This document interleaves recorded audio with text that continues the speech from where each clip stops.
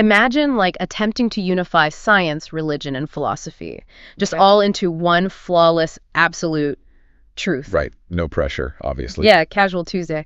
But imagine basing your entire massive system on just one single isolated paragraph from this ancient text. It's honestly wild. It is. But that is exactly what this 19th century occultist named Eliphas Levi did. I mean, he took a few cryptic lines and just treated them as the standalone, load-bearing pillar for a complete system of magic. Which is such an incredibly bold intellectual move. Like, he is taking these tiny fragments of antiquity and basically demanding they hold the full weight of modern existential anxiety. Exactly. And well, welcome to today's deep dive. We are thrilled to have you listening because today we're wading into the deep end of how humans actually construct reality. Yeah, we're really getting into it today. We are. So we're exploring Module 1, Unit 2 of Teacher Ben Hod's course on Eliphas Levi's masterwork, The Doctrine of High Magic, or Dog et Rituel de la Haute Magie. And the structure of this course presents us with this fascinating paradox, because this specific unit is the absolute shortest in the entire module. Literally based on just one paragraph. Just one paragraph from Chapter 1. Teacher Ben Hod takes the student phrase by phrase through this short paragraph to extract this massive, world-altering idea. Yeah. So, okay, let's unpack this. Our mission today is to discover how Levi used a tiny fragment of an ancient text called the Emerald Tablet to try and reconcile completely fractured disciplines into one ultimate truth. And to really grasp the magnitude of this, we have to look at the purely human craving that drives this kind of text. The psychology of it all. Exactly. We have to start with the psychology of the 19th century, which frankly mirrors our own pretty closely. It's this desperate need for certainty in a chaotic world. Yeah, that makes sense. Because mid-19th century France was a blender of political revolutions, scientific upheaval, shifting religious authority. I mean, people felt completely unmoored. Well, and if you look at the modern financial world, there's a perfect parallel to that feeling of being unmoored. Like, take the VIX. Oh, the fear gauge. Right. If you follow the stock market, you know the VIX is often called the fear gauge. It basically measures expected market turbulence over the next 30 days based on options prices. Which nobody likes to see spike. No, exactly. When the VIX spikes, investors panic because they are staring down massive looming uncertainty in their portfolios. And I feel like human beings experience that exact same spike, but on an existential level. Oh, totally. We panic over reality itself. Like, we desperately want to know what is real and what is just an illusion. Right. And a vague, comforting platitude isn't going to lower that existential VIX for someone like Eliphas Levi. No. He needs a guarantee. He demands absolute structural certainty in the fabric of the universe. So to get that, he invokes what is known as the triple affirmation of the Emerald Tablet. The triple affirmation. Yeah, the phrase he anchors his entire philosophy on starts with, and I'm quoting here, true, without error, certain, and most true. Wow. I mean, that sounds more like a binding legal contract than a mystical text. Yeah, it really does. And what's fascinating here is that Levi attributes this specific phrasing to Mercurius Trismegistus. Which is a legendary figure, right? Exactly.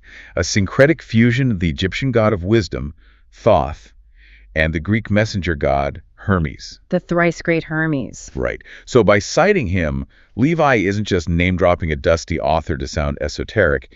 He is executing a massive philosophical power move. Like dropping the ultimate authority's name to close a deal. Precisely. In the Hermetic tradition, invoking that triple affirmation is like putting a triple lock security system on a high-end vault. Is designed to provide this exhaustive, ironclad assurance that the philosophy that follows is undeniably real. But, I mean, I struggle with this premise a bit. How so? Well, Levi lived during the Industrial Revolution. People are building steam engines, telegraphs are connecting cities. The scientific method is dismantling all these old superstitions, and he is trying to tell a hyper-rational society that magic is a rigorous science. Yeah, it seems contradictory. Right. How did he expect anyone in that era to actually take him seriously? Well, by basically using their own language against them. Oh, interesting. Yeah. He is writing to an audience enamored with secular materialism, and he essentially says, you want rigorous science. I'll give you rigorous science, but I am going to apply it to the human soul. Wow. Okay. He claims to prove this reliability by splitting truth into three distinct disciplines, or buckets, if you will. And he refuses to start in the clouds. He starts with the dirt. The grounded stuff. Exactly. Which brings us to his first requirement, which is physics.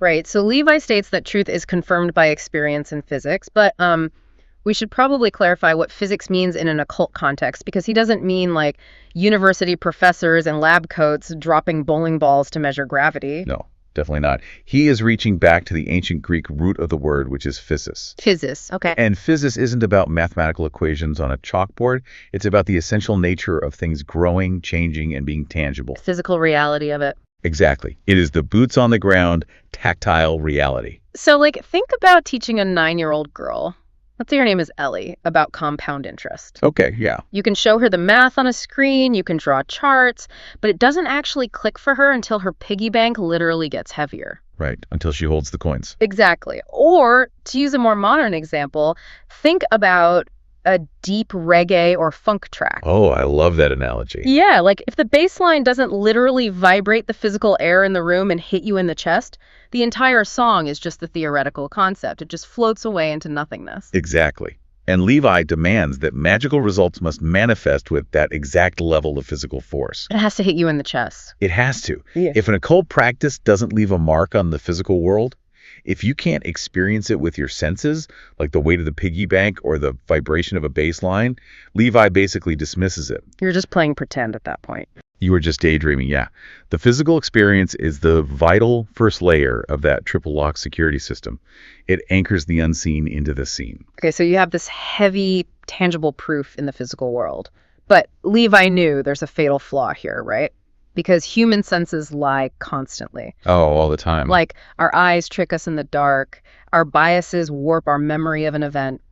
So, to fix the messy, unreliable data of physical reality, Levi realized he needed a filter. Yeah, because the physical world is raw data, and raw data is inherently messy. Right. And this necessitates Levi's second discipline, or bucket, which is philosophy.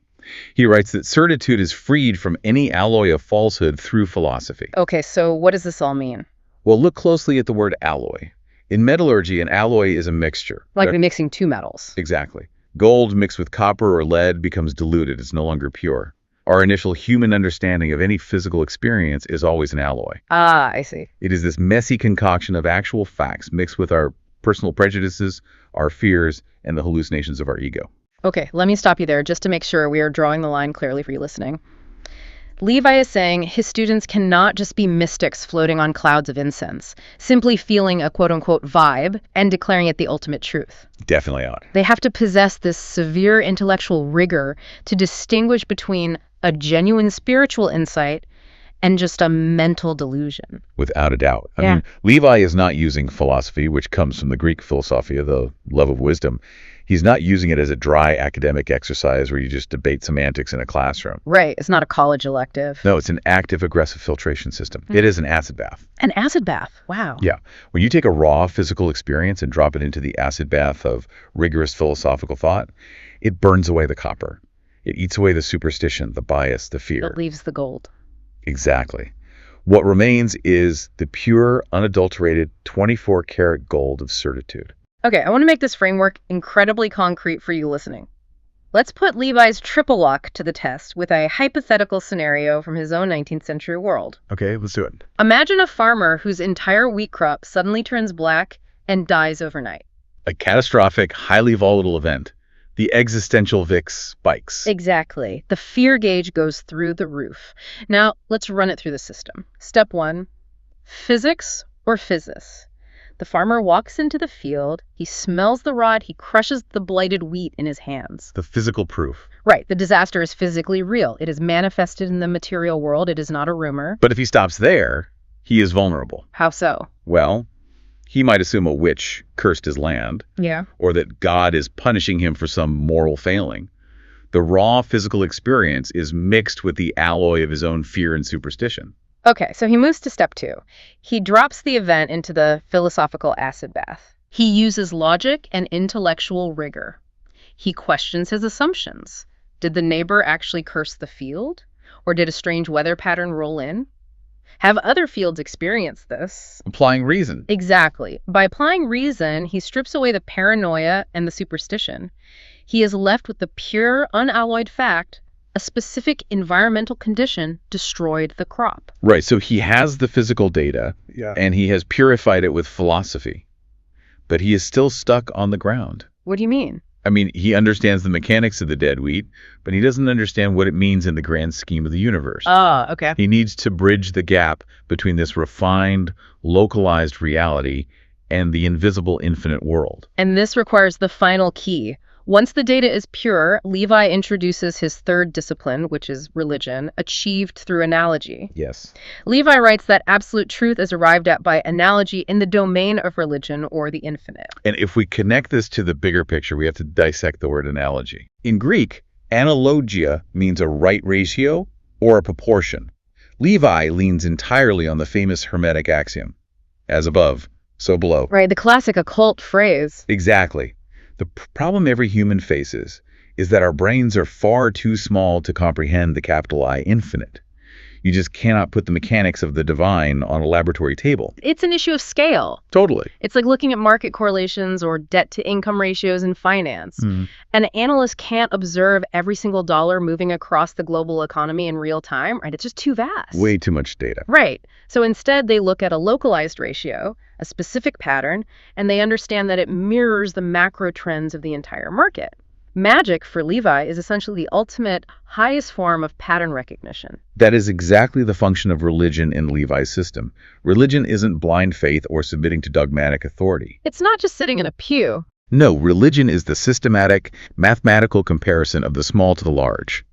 If you can understand the spiral of a tiny seashell or the cyclical decay and rebirth of that blighted wheat field, you are not just observing biology. You're seeing the blueprint. You are viewing a precise, miniature mirror image of the divine structure.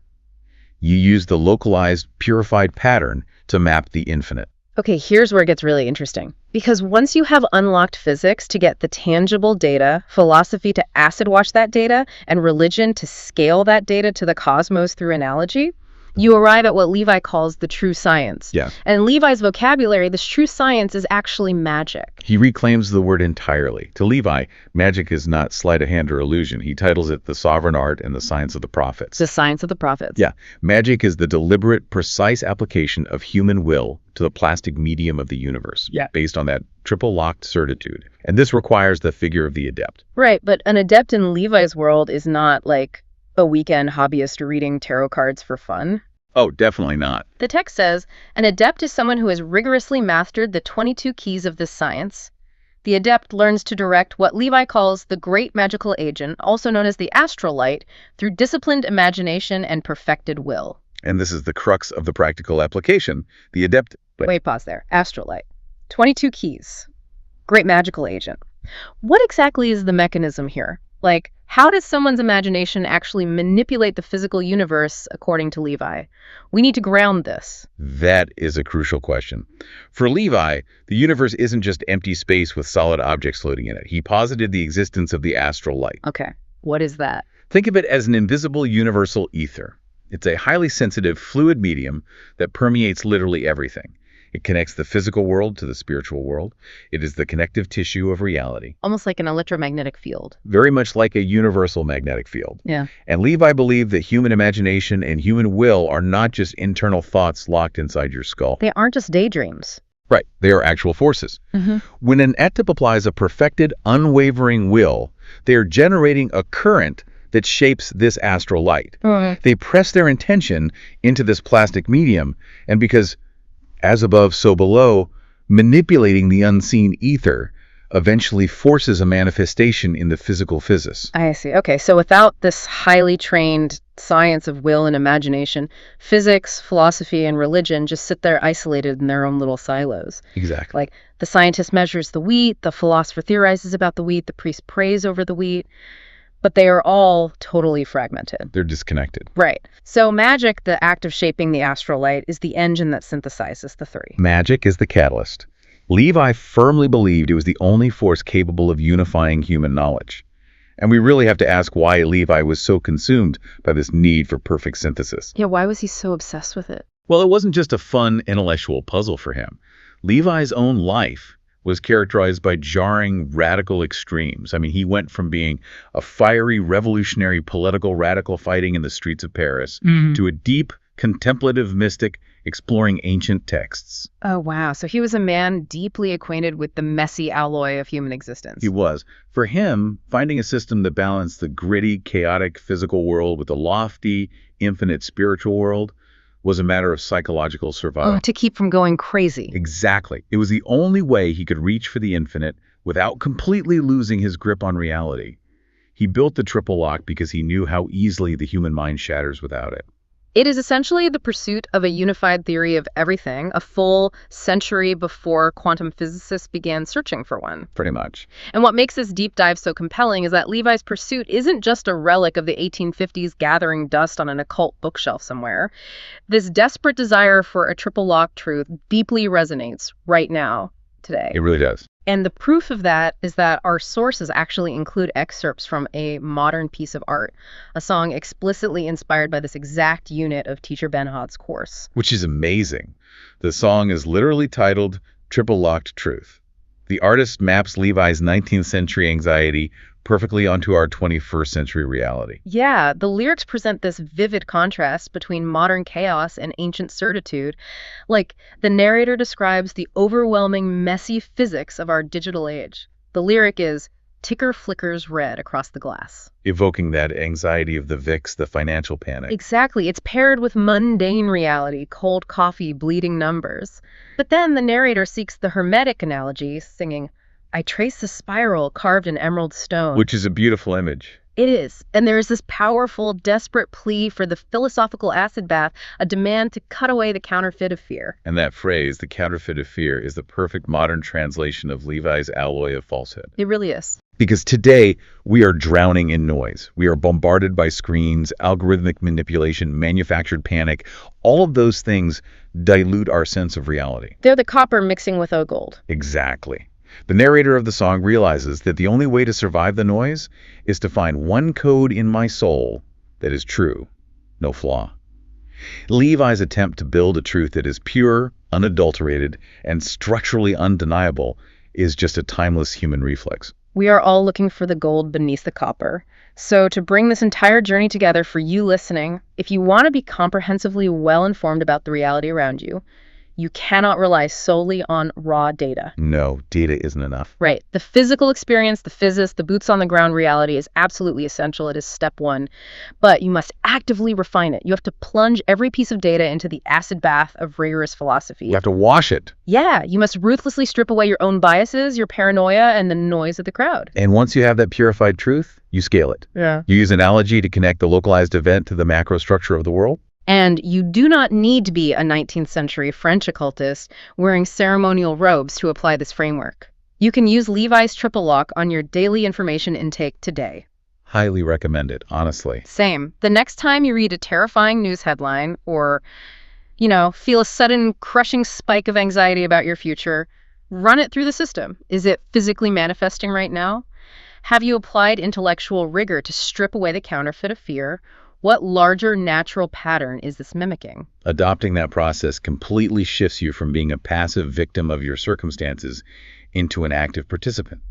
In Levi's terms, you basically become the adept of your own reality. As we close out this deep dive into the Emerald Tablet and the architecture of absolute truth, I want to leave you with a final provocative thought, something to just sort of mull over as you go about your routine this week. Leave him with something good. I will. If the Hermetic law of as above, so below is an absolute mathematical certainty, and if every tiny localized pattern genuinely mirrors a giant, terrifying mechanic of the divine, what does your most boring, repetitive, daily habit reveal about the larger design of the universe? Oh, that is a profound diagnostic tool. It really is. Thank you for joining us as we sorted the gold from the alloy. Keep questioning, keep refining, and we will catch you on the next deep dive. Ticker flickers red across the glass. Coffee rings and numbers bleeding fast. Cold coins cloud ahead.